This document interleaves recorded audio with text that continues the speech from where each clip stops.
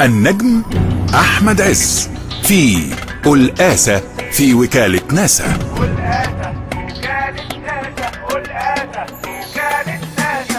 أنا كنت ماشي في حالي ومركز مع كوكب عالي، والحجر ده فجأة جالي، هنكت بلمت تنحت وانا قلت خلاص مش اشكالية، انا هدرس طبيعته الصخرية وهي حتى تكون خدمة وطنية، وشطحت سرحت فارتحت.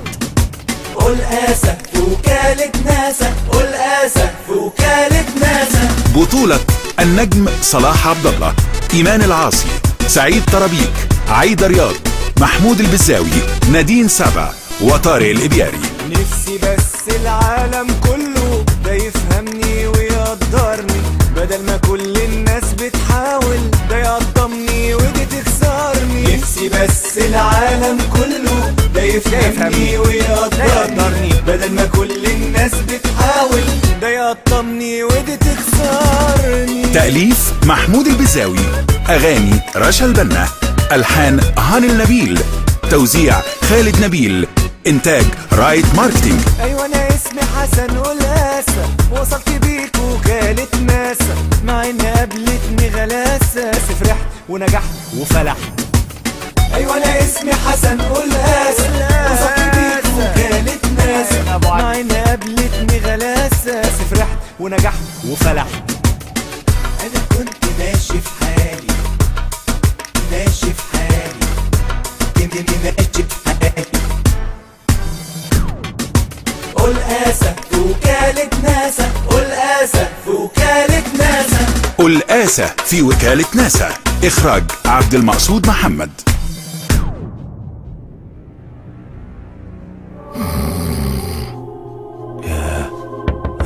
أنا نايم فعلا.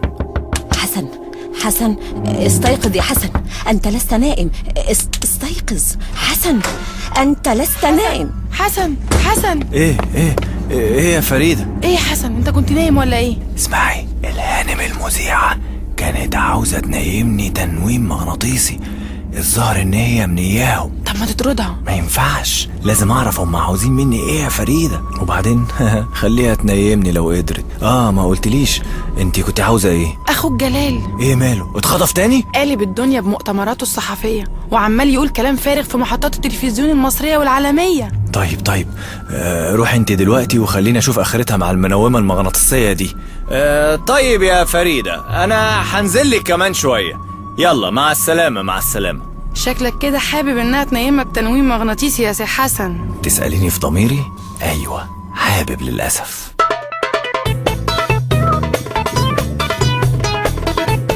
اقدر اعرف ايه اللي حضرتك بتعمله ده يا سي جلال يا القاسة؟ وانا كنت عملت ايه بس يا باشا؟ اللمة اللي انت عاملها لي دي والمؤتمرات الصحفية يا باشا كانوا بيسألوني مش اكتر، وانا كنت بجاوب برقة مش اكتر. وكانوا بيسألوك في ايه؟ اين ولد ونشأ وترعرع حسن القاسة؟ حكيت لهم عن نشأته وترعرعه. وانت مالك تحكي ليه؟ الله، هو مش اخويا ولا ايه؟ لا مش اخوك. اوبا، شفت سعادتك يا باشا؟ اتبرى مني وكعكة المريخ عاوز ياخدها لوحده. هو ده اللي انا كنت عامل حسابه من زمان، انه هيجيله يوم ويبيعني في اول ملف، والكلام ده انا ما اتفاجئتش بيه. هو ده بالظبط اللي قلت لمنيرة الحيسي، وممكن اكلمها تيجي تحكي لك بلسانها. قلت لها انه هيبيعنا. يا استاذ جلال افهم، اخوك دلوقتي بيمثل مصر وبيمثل كل المصريين في مهمة قومية. انت عارف يعني ايه اول رائد فضاء ينزل على المريخ يبقى مصري؟ عارف قيمة الحكاية دي حضاريا وتاريخيا؟ اكيد سعادتك عارف. شكلك لا عارف ولا فاهم اي حاجة، وبتتعامل مع اخوك حسن مش على انه في مهمة قومية للمريخ، لا، انت بتتعامل معاه على انه رايح يقدم في نادي مياه البحيرة ولا سكة زفتة. اسمع بقى، انا بحذرك، اي كلام هتقوله هحاسبك عليه، هحبسك بيها. انت فاهم؟ فاهم يا باشا. هل أنت نائم الآن يا حسن؟ وشبعت نوم. سوف أقول لك معلومات لا تنساها، هل تسمعني وتركز معي؟ نعم، أنا سامعك ومركز معاكي. أنت ليس اسمك حسن قلقاسة. ليس اسمي حسن قلقاسة. نعم، لست قلقاسة، وأنت لست مصري الجنسية، وتنتمي لنفس البلد الذي أنتمي إليه. للبلد الذي تنتمي إليه. ولا تعرف أحد من مصر. ولا أعرف أحد من مصر. وسوف تصعد إلى كوكب المريخ لترفع علم سوف نعطيه لك. سوف أرفع علم نعطيه لك.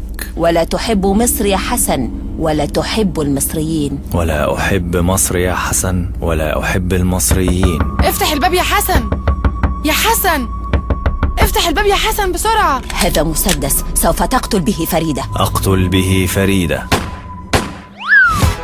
قلقاسة في وكالة ناسا. قلقاسة في وكالة ناسا. الحمد لله على السلامة يا فريدة. الحمد لله انك ما اتصبتيش وربنا نجاكي. مش عارفة أقولك يا دكتور أحمد أنا كان إحساسي إيه وأنا شايفة الرصاص خارج من الباب. كان منظر فظيع قوي، فظيع. وكان ايه رد فعلك؟ مش مهم دلوقتي رد فعلي أنا، المهم عندي دلوقتي حسن عمل ليه كده. مش فاهم ايه اللي حصل له بعد حادثة ضرب النار، ورجالة امن الفندق طلعوا على صوت ضرب النار ملقوش حاجة. مفيش غيرها البنت المذيعة اللي أنا وديتها له بإيدي. ما كانتش مذيعة يا فريدة، دي اسمها فرانشيسكا، عميلة وبتشتغل لحساب نفس الناس اللي كانوا عاوزين حسن ينسحب. طب فين حسن دلوقتي؟ مش عارف. يعني إيه مش عارف؟ يعني اتخطف؟ حسن اتخطف؟ محدش يقدر يا فريدة، ومش منطقي إن حد يقدر يخطف حسن يا فريدة. حسن أنت بخير؟ ما كنتش عارف ان فريدة بتحبك قوي كده يا حسن. دكتور أحمد وبعدين بقى؟ ايه؟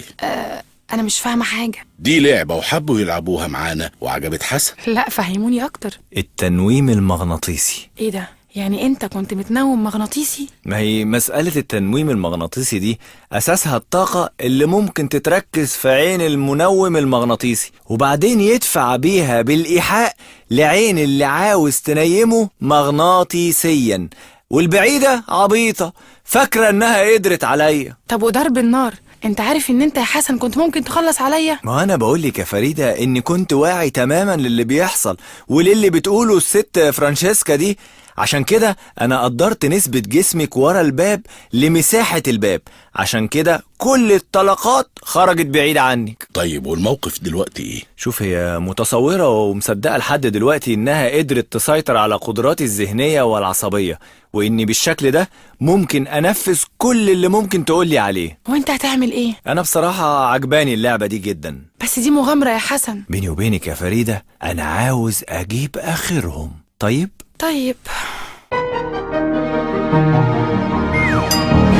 حسن يا قلقاسة، اقترب مني أكثر وانظر في عيني. انظر في عينيك. هذه هي آخر مرة ترى وجهي فيها، لأنك من الغد سوف تبدأ تجارب افتراضية على الهبوط فوق سطح المريخ والتدريب على الجاذبية والضغط الجوي، ومن أجل هذا أقول لك لا تنسى ما أمرتك به يا حسن. لن أنسى ما أمرتني به يا فرانشيسكا. إلى اللقاء يا قلقاسة. إلى اللقاء يا قلقاسة. قلقاسة في وكالة ناسا. قلقاسة في وكالة ناسا. وأمريكا ايه دي الأخرى اللي ناوي تروحها يا حبة عيني؟ يا بنتي الحيسي، لازم اكون جنب اخويا في المناسبة العصيبة دي، ده غير ان لازم القي عليه نظرة اخيرة واتكلم معاه واسمعه. ما هو اكيد رحلة زي دي كلها مخاطر ومغامرة، وما دام فيه مغامرة ومخاطر يبقى اكيد فيه وصية كاتبها حسن، ده غير اللي ممكن يقولهولي. واكيد كمان عشان المخاطر يبقى اكيد فيه تعويضات، والتعويضات في الحالة دي بتكون جامدة قوي. 10 مليون دولار، 20 30 زي ما تعد يا منيرة، زي ما تعد. تعويضات ايه يا راجل؟ كفالة الشر. خليكي واقعية يا منيرة، انا شخصيا راجل واقعي. وهو الواقعي اللي يقدر البلا قبل وقوعه. ببساطة شديدة ممكن تحصل كارثة شالينجر. ايه وايه التشالين جارد دي تبقى ايه يا اخوي؟ الصاروخ اللي انفجر برواده، يا دوبك انطلق الصاروخ من هنا ووب انفجر وبقى 50,000 حتة. بعد الشر عن حسن. يا ستي انا بقول مثلا عشان كده وتحسبا للظروف يبقى لازم اكون جنبه، اشوفه، اتكلم معاه، واكيد لو في يعني وصية ولا حاجة يبقى يقول لي وصيته. وهو اخوك عنده حاجة يوصي بيها؟ ده غلبان يا حبة عيني. ما انتش فاهمة حاجة ولا ممكن هتفهمي في سنينك دي. بص بقى، انت ما تعرفيش ان ابحاثه واوراقه اللي في الشقة دي الورقة الواحدة ممكن تتباع في مزاد ونكسب من وراها ملايين وملايين. دي هتبقى اوراق اول رائد فضاء يطلع المريخ يا جهلة، ويبقى مين بقى؟ اخويا حسن قلقاسة. وبالمرة كمان وانا هناك امضيه على شيك مكافأة نهاية الخدمة.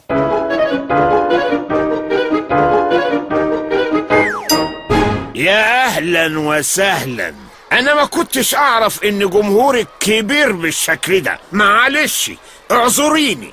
العتب عن النظر وعلى قلة الوعي بمتابعة الاحداث الجارية، والظاهر كده ان الاحداث الجارية كلها بقت اخبار الكليبات. معلش يا ست مهرة، انا برضو راجل قديم وللأسف دقة قديمة. أهلا أهلا أهلا أهلا بخطيبة حسن قلقاسة الغالي. تشربي إيه حضرتك؟ أنا مش عاوزة أشرب حاجة، أنا جاية في طلب وماشية على طول عشان خلاص ما عادش في وقت. أنا آسف يعني، هو ما عادش في وقت في إيه يعني بالظبط؟ حسن ربنا يحرسه لشبابه ولعبقريته. ماله حسن؟ بعد بكرة هيبدأ العد التنازلي لطلوع المريخ. الله أكبر الله أكبر الله أكبر فوق قيد المعتدي. عشان كده أنا عاوزة منك خدمة. أؤمريني. أنا محتاجة المدرسة. أي مدرسة يا ست هاني بتقصدي؟ المدرسة دي قوليلي كده بقى. أقول لك إيه؟ خلاص بدأت المزايدة على المدرسة اللي اتربى واتعلم وعلم فيها. ويا ترى اشتريتوا منه بيته وشقته كمان، ولا لسه مستنيين تخلصوا المدرسة الأول وبعدين تتحولوا على البيت؟ لا لا يا ست هانم، أنا مش هبيع. وبكرة جاي وانا جاي معاه، وكلامي ده حقيقة علمية. مليون بيجي يوم تاني وراه، وده حال الكرة الأرضية. وبكرة جاي وانا جاي معاه، وكلامي ده حقيقة علمية. مليون بيجي يوم تاني وراه، وده حال الكرة الأرضية. همد ايدي لفوق في العالي وجايز اشب كمان شوية. هوصل للكوكب اللي في خيالي وحسبت لكوا يجي كام نظرية. شارك بالتمثيل محمد عبد الحليم، محمد جبريل، عادل خلف، جلال الهجرسي، صفوة صبحي. التسجيل والمونتاج استوديوهات رايت ماركتينج. هندسة صوتية محمد عبد العظيم. مدير إنتاج يوسف الشربيني. إشراف فني رشا البنا. إنتاج رايت ماركتينج. قلقاسة في وكالة ناسا. تأليف محمود البزاوي. إخراج عبد المقصود محمد. وبكرة جاي وانا جاي معاه، وكلامي ده حقيقة علمية. مليون بيجي يوم تاني وراه، وده حال الكرة الأرضية.